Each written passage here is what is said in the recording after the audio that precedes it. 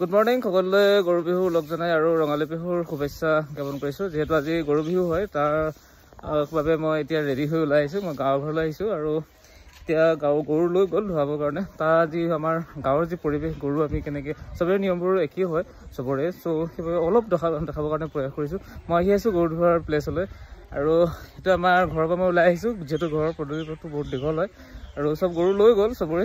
মই অলপ দেৰিকৈ উঠিছোঁ, তো গৈ আছোঁ অলপ দেখাই আছোঁ মই গৰু কেনেকৈ ধুৱাই বা আমাৰ গাঁৱৰ কি নিয়ম সেইখিনি মই দেখাই আছোঁ।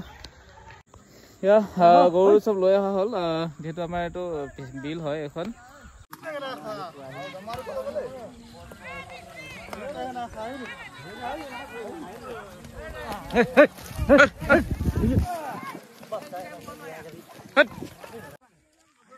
এয়া গৰু ধোৱা পৰম্পৰা শেষ হ'ল, এতিয়া আমাক চাট মাৰিব চাগে।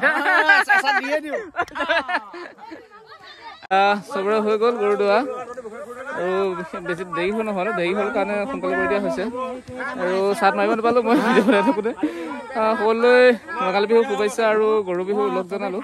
চবৰে চাগে হৈ গ'ল আৰু আজিলৈ বাকী যিখিনি আমাৰ পৰম্পৰা আছে সেইখিনি মই দেখাবলৈ চেষ্টা কৰি আছোঁ। আৰু এইবাৰ পুৰা এয়া চাট সলোৱা পৰ্ব, মই 3 ডলৈ দিলোঁ।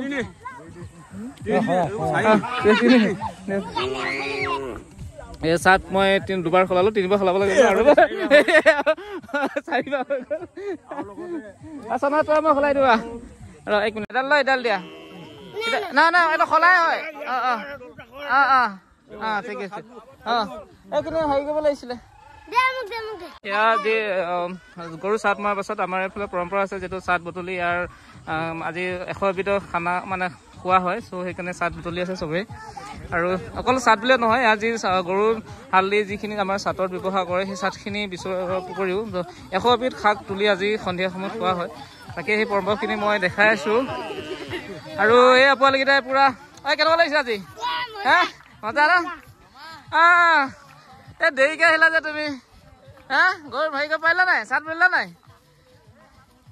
আমাৰ ওচৰৰ বৰমা খুৰী যিমান গৰু আছে ইয়াতে চাবলৈ আহে আৰু তাতে অকণমান ধেমালি কৰিছে আৰু প্ৰত্যেকৰে নিয়মবোৰ বেলেগ বেলেগ হয়, আমাৰ গাঁৱৰ নিয়মো বেলেগ।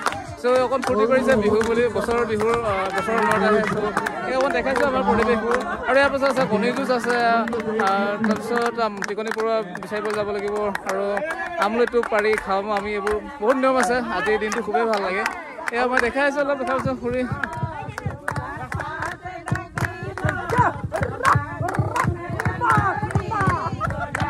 হৈ গ'ল। এতিয়া আমি ইয়াৰ যি পৰ্বৰ হয় প্ৰত্যেকৰে আহিব। এতিয়া কণী যুঁজৰ ব্যৱস্থা কৰা হৈছে, মানে কণী যুঁজ ব্যৱস্থা নহয়, বিশেষকৈ আমাৰ পৰম্পৰা হয়।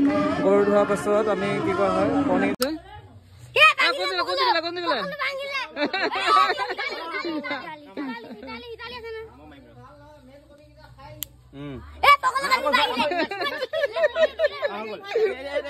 ইয়ানে ধেমালি কৰি আছে ঘৰৰ দাদা ভতিজা গোটেইকেইটাই মিলি কিনে। আৰু কণী যুঁজৰ আমাৰ যি পৰম্পৰা হয়, কণী যুঁজোৱা হয় আৰু গাঁৱৰ মাজতো আৰু হয়। মই এইখিনি দেখাই থাকিম, কিন্তু ঘৰৰ পৰা ষ্টাৰ্ট কৰিছোঁ যিহেতু ঘৰৰখিনি প্ৰথমতে দেখাই লৈছোঁ। আৰু এইফালে আহি আছে আৰু কণী যুঁজৰ খুৰাই, মানে গৰু যেতিয়া ধুৱাই হোৱাৰ পাছত মাখিলতী আৰু দীঘলতি দিব ভঁৰালত দিয়া হয়। যিহেতু নিয়ম আছে কিছুমান, সকলোৱে জানে, ইয়াৰ বৰ্ণনা কৰিব বিচৰা নাই। এনেকৈ কৰে। তাৰপিছত ইয়াৰ পৰা কিছুমান মাখিলতী দীঘলতি আকৌ পথাৰলৈ লৈ যোৱা হয়, যিটো মাখি বা পোক-পৰুৱাৰ কাৰণে নিধনৰ কাৰণে এই বস্তুবোৰ লোৱা হয়। এইফালে ওলাই যাওঁ, যিহেতু গৰু ধোৱাৰ বা কণী যুঁজোৱা হৈ গ'ল। এতিয়া পথাৰলৈ বিশেষকৈ যাবলৈ নোৱাৰোঁ, যিহেতু বাৰধন আছে, তাতে মানে মাখিলতী দীঘলতি দিয়া হয়। আৰু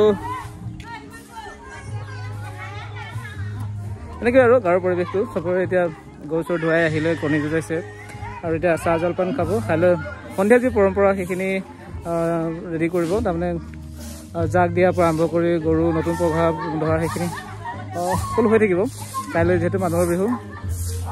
ত' আজিলৈ বাই বাই।